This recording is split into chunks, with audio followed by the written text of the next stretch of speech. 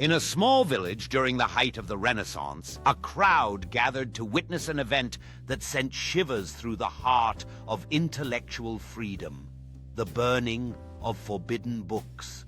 Scholars dressed in ornate tunics and ruffled collars stood together in protest, their faces illuminated by the glow of the flames, as precious works of literature turned to ash, sparking a fervent debate about knowledge power and the rights of the individual.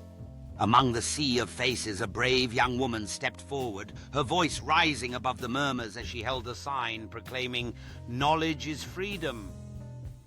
The older generation, draped in garments reflecting their status and wisdom, shared glances that spoke of conflict torn between adherence to tradition and the yearning for enlightenment, embodying the struggle that lay at the heart of this turbulent time.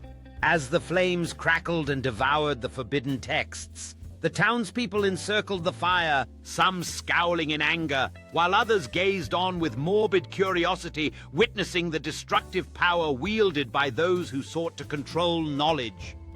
From the outskirts, a shadowy figure lingered courageously, clutching a hidden volume, casting a silent vow to preserve the light of wisdom against the encroaching darkness. With fervor in her voice, the young woman rallied her fellow villagers, her outstretched hands beckoning for solidarity in their stand against the forces that sought to shroud their minds in darkness.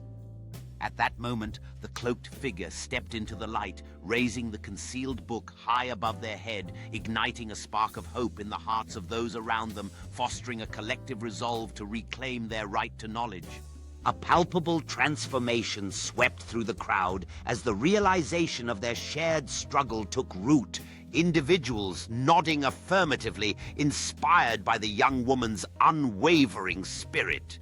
Soon, artisans, farmers, and learned scholars alike joined hands, encircling the bonfire with a singular purpose, their faces reflecting a newfound commitment to resist the oppressive forces that threatened their collective freedom.